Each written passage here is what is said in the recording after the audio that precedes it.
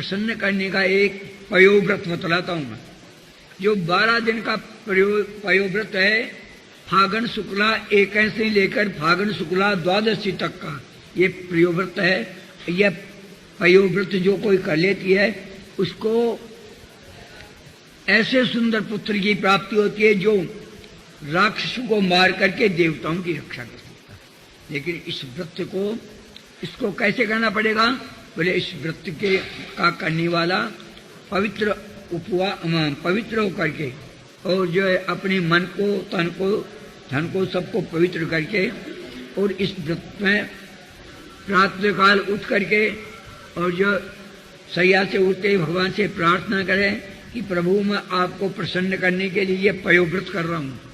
और स्नान करके और स्नान करने के बाद में भगवान की पूजा करे, भगवान की पूजा करके उनके भोग लगावे और वो भोग जो है कम से कम 5 ब्राह्मण को प्रसाद करा देवे।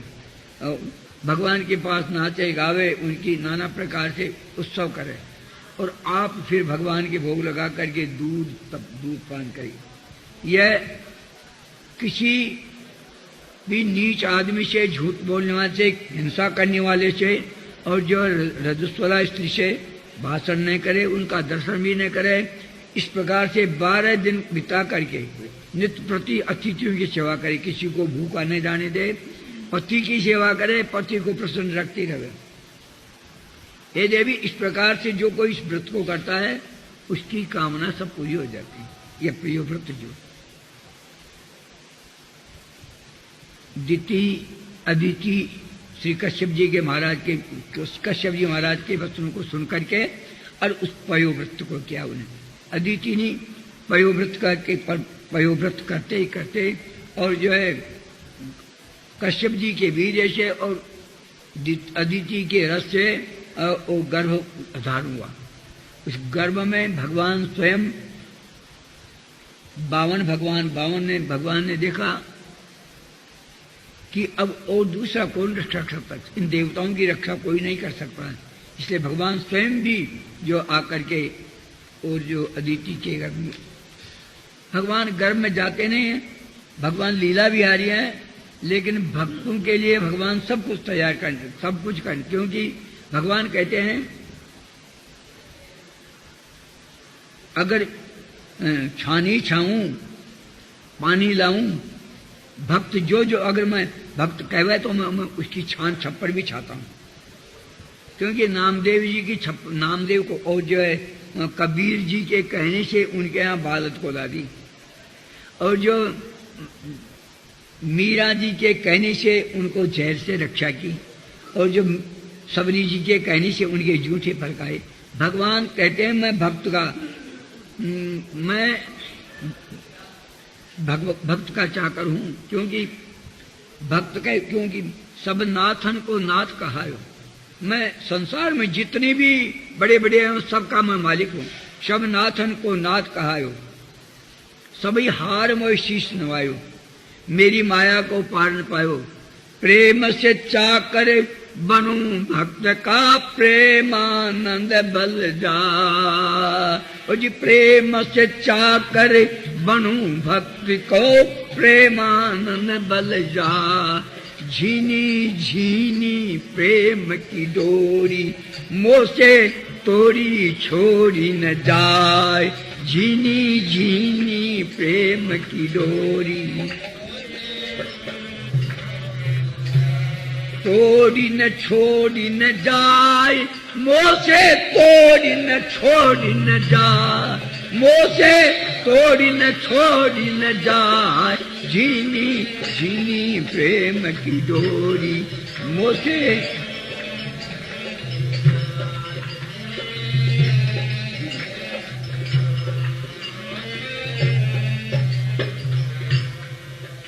श्री वृंदावन बिहारी लाल की।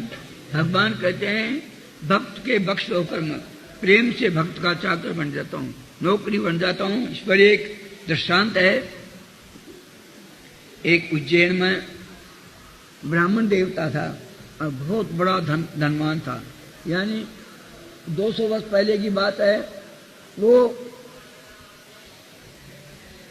16 मील थी उससे। उस समय का एक अनोखा ही धनवान था वह। वो करता क्या था, जितने भी संत आते, जितने भी भक्त आते, भगवान का भजन करने वाले, उनको सबको एक बड़ा भारी भवन बना रखा था। उसमें सबको रखता और रात दिन नाम संकीर्तन, सत्संग, भजन इत्यादि चलते रहते थे और उनकी सेवा होती रहती थी। कोई ऐसा हमको नौकर मिल जाए, बस इनके मन की बात जान करके ये चाहे जैसे उनकी सेवा होती है। दोनों स्त्री पुरुषों ने विचार किया कि कोई ऐसा नौकर मिला हमको जैसे इनकी सेवा होती रहे। उनके लगन होगी, क्योंकि धन की कमी नहीं है और संत खूब प्रेम से आ रहे हैं, भजन कर रहे हैं और यहाँ आसन लगा रखा है, लेकिन इनके मन की सी सेवा हो तो आनंद आवा। भगवान रीझ गए उसकी भक्तों की सेवा पर। भगवान उस ब्राह्मण के ऊपर रीझ गए और झट्टी एक गरीब का रूप बना करके, ज्यादा अवस्था नहीं, केवल 16 वर्ष की अवस्था में एक गरीब का रूप में, फटे कपड़े और सब, लेकिन चेहरा तो गरीब नहीं था ना। भगवान का प्रकाश, चेहरे का प्रकाश तो वैसे ही हो रहा था ना। उसने आकर के कहा, बाबा मुझे कोई नौकर रख सकता है? हाँ भाई, वाली नौकर की तो मेरे को जरूरत है, लेकिन तू क्या क्या काम कर सकता है? बोले आप बताओगे जो काम कर दूंगा, आप कहोगे जो सेवा करने के लिए तैयार हूं। बोले इन संतों की सेवा कर लेगा? हाँ। इनके तेरा नाम बताओ पहले मुझे। बोले नाम बता दूं आपको? नाम से क्या मतलब, आपको तो सेवा से मतलब है। बोले मेरा नाम अंतर्यामी है, क्योंकि मैं दूसरे के मन की बात जान जाता हूँ। तो इन संतों के मन की बात जान करके इनके अनुकूल मैं सेवा करता रहूंगा। ब्राह्मणी और ब्राह्मण राजी हो गया, नाथ वाले का बड़े आनंद हो गए। अब आप कनो शंकर दूर हो गए, क्योंकि इन संतों की सेवा हमारे से नहीं हो रही थी, मान अच्छी होती थी बुरी। अब यह नौकर अच्छा मिल गया हमको, क्योंकि इनके मन की जान जाएगा और उसी के इनकी सारी व्यवस्था करता रहेगा। पंडित जी एक बात और सुन लो मेरी, मैं बहुत खाता हूँ, बहुत ज्यादा खाता हूँ, और एक ही आदमी मेरे लिए पीस पो करके तैयार करके मेरे को एकांत में अकेले को खुआवे, क्योंकि दूसरों को देख लेगा ना तो मेरे नजर लग जावे थे। भगवान कहते हैं दूसरे को मालूम नहीं होना चाहिए, दूसरा कोई भी नहीं देखे, अगर दूसरा कोई देख ले तो मेरी नजर लग जाती है। बोलो इस बात पर अब आप तैयार हो इस बात को, तब तो मैं आपकी नौकरी करूंगा जरूर। भगवान ने ब्राह्मण से कहा कि तेरे को पीसना भी पड़ेगा। ब्राह्मणी ने देखा कि शेर 2 शेर खा ले को पीस दूंगी मैं और जो बना करके खिला दूंगी। एक दिन उसने शेर भरा आटा पीसा और शेर भरा आटे की भगवान के लिए रोटी बनाई, उनको चौपड़ करके साग रोटी रखी, भगवान खा गए। ब्राह्मण ने पूछा बेटा और लेगा? बोले अब तो कर ले लूंगा, भूख तो मेरी मिठी तो नहीं, तो थोड़ी ज्यादा बनाया करो। तो दूसरे दिन ब्राह्मणी ने 2 शेर आटे की रोटी बनाई, उनको भी भगवान तो खा गई। उस ब्राह्मणी ने पूछा बेटा वो? बोली हाँ। बोले माता जी मेरी भूख तो मिठी तो नहीं, अभी तो मेरा पेट खाली है। यानी ब्राह्मणी बिचारी पीस करके 5 किलो आटा तैयार करके उसकी रोटी बनाई और भोग लगा करके वो 5 किलो आटा की रोटी भी भगवान खा गए। बोले बेटा और? बोले और मैं तो दे दो, रोटी तो थी नहीं, दे दे क्या? फिर जो है यानी 7 किलो आटा कैसे ब्राह्मण दिन भर पीसती फिर रोटी बनाती चाहिए। अब तो कपड़े साफ करना, माथो धो, माथा साफ करो, सब भूल गई है। एक दिन की बात है, वो अंधेरे में निकलती थी, कोई पूछ बैठे कहीं, तो अंधेरे में प्रातःकाल निकली तो उसकी एक सहेली मिल गई और उसको देखते अरे बोले तेरा क्या हाल हो गया? ये तेरे माथे की लट्ठी पड़ गई, तेरे कपड़े मैले कुचेले हो रहे हैं, तो क्या तू आज तो बिल्कुल साफ सुथरी रहती थी, आजकल क्या बात हो गई? तो कोई बात नहीं, कोई बात नहीं कहीं बताओ कहीं बात क्या बता कि तेरे संग रकम है, तू तो धनवान से कहीं नौकर चाकर रहती, तेरे कमी तो है नहीं, फिर ये हाल क्या होगा? नहीं कोई बात नहीं बात बता। बोले देख मैं बात तो बता दूंगी, लेकिन तू दूसरा न कह देगी आवाज। अरे बोले तेरी बात भान की बात, धर्मबान की बात कोई दूसरा नहीं कही जावे। तू तो मेरी धर्मबान है, धर्म बहन है, मैं ये तेरी बात दूसरे को नहीं कहूंगी। बोले हमने एक नौकर रखा है, तो वो तो इतना, मैं जितना पीसती पोती हूँ वो सारा खा जाता, उसका तो अंत ही नहीं है। जितना बनाती हूँ सबको खा जाता है, फिर भी कहता भूखा ही हूं मैं।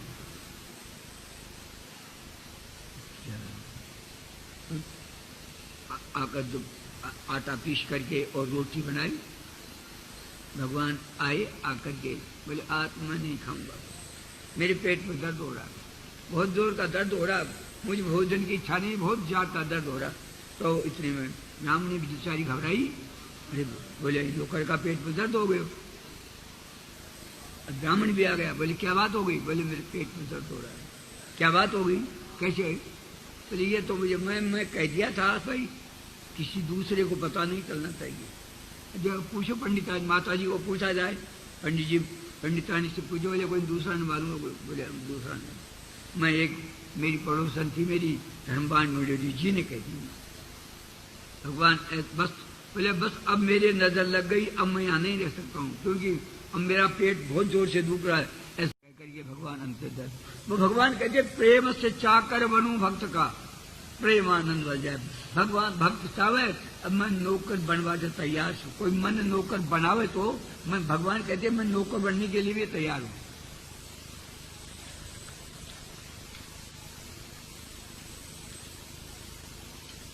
भैरव नारेश संग्रब्धो भगवान पाक शास्त्र बोले छदा भद्रम तदा हाय। इस प्रकार से मादा अतिथि के द्वारा भगवान का बामन का जन्म हुआ। 9 महीने के बाद में वह सुंदर का भगवान का जन्म होते ही सारे देवता आ करके कश्यप जी ने उनको यज्ञोपवीत दी, और अन्य माताओं ने जो किसी ने कमंडल दिया, किसी ने दंड दिया, कोपिन दी, पादुका दी, छत्र दिया। सूर्य नारायण भगवान ने उनको कमंडल और छत्र दिया। भगवान ये कोई बच्चे नहीं थे, ये तो छल करके भगवान ने बामन का रूप बनाया था। अब भिक्षा मांगने के लिए चले,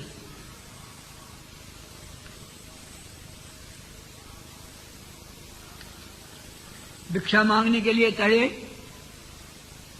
तो जैसे बच्चों को जनेऊ दिवाई जाती है और उनको भिक्षा मांगने के लिए भेजा जाता है, तो ये तो सच्ची भिक्षा मांगने वाले थे।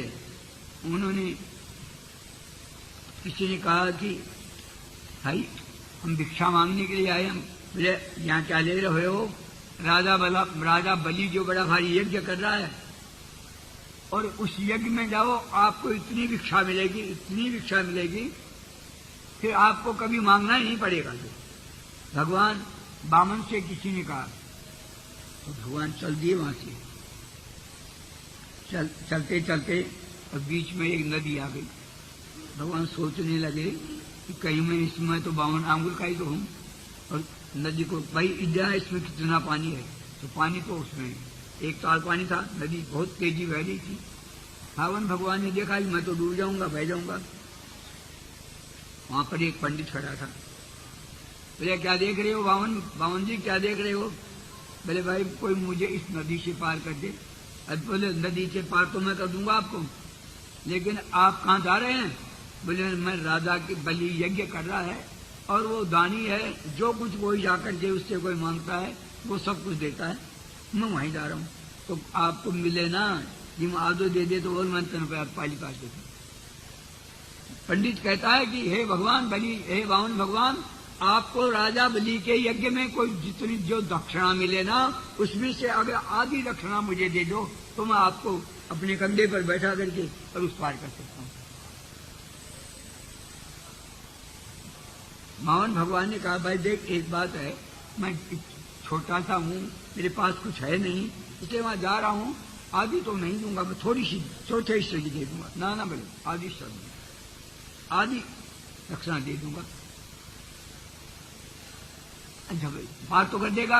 हाँ बोले पार कर दूंगा, अभी कंधे पर बैठा करके पार कर दूंगा। तो भगवान को कंधे पर बैठा करके बलि और जो पंडित ने और नदी में जाकर गहरे से पानी में एकदम डुबकी लगाई उसकी और बोले क्या करता है तू? मैं तो डूब जाऊंगा। हाँ बोले आप तो डूब जाओगे और बेचारे इन संसार के जीवों को आप भवसागर में डुबाते हो जोर लगे। अब आपको इस समय आप डूबने का डर लग रहा है, आपको इतना सा पानी को देखकर डूबने का भय लग रहा है। यार संसार के जीवों को आप भवसागर में गोता लगवा रहे हो, डुबा रहे हो, जो आपको दया नहीं आती है और आपको डर लग रहा है कि मैं डूब जाऊंगा। तो बोले मुझे यहाँ इससे पार कर। नहीं बोले पार तो नहीं करूंगा मैं, आप पार तो जब ही करूंगा कि पहले आप मेरे से, मैं जान गया आपको सब, आप तो झूठ कपट का वेश बना रखा है, आपने जो ये छल करके जो वाहन का वेश बनाया मैं समझ गया आप परब्रह्म परमात्मा है और देवताओं का काम साधने के लिए आपने ये जो कपट का वेश वाहन रूप बनाया है। इसलिए आप को अगर जाना ही है तो कभी भी किसी प्राणी को आप भवसागर में डुबाओगे नहीं, भवसागर से पार करोगे और मेरे लिए कहो कि मैं तेरे को भवसागर से पार कर दूंगा। और भाई बोले मैंने कहना कहीं पार तो करना, मैं तो गरीब ब्राह्मण छू, तो छोटो सो तो छुरी तू मैंने क्यों पानी में डबो मत तू कह दे जहाँ कर लूंगा। अरे मैं भगवान नहीं हूँ, अगर भगवान हो तो भगवान तो एक पैंट में सारी पृथ्वी ने नाप लीजिए, मैं भगवान हूँ क्या? कभी भगवान होता तो मैं ही पार हो जाता, एक पैर इधर एक पैर गंगा के पार पहली पार रहता। ब्राह्मण कहता है कि ये बात तो मेरे पास नहीं चलेगी ना, कोई अनजान के पास में ये बात करोगे आप तब तो मालूम पड़ जाए। मैं जानता हूँ कि आप छल करके और वामन का रूप बनाया है और देवताओं को आप इंद्रासन दिलाने के लिए जा रहे हैं राजा बलि के पास। भगवान ने कहा भाई तेरी जब से सो कर रहे हैं, तेरी आपके जब से नहीं ये सो कर लो, जाओ तुम कहोगे वैसा ही करूंगा। तब तो पंडित ने भगवान को उस नदी के पहली पार कर दिया। बोलो वामन भगवान की।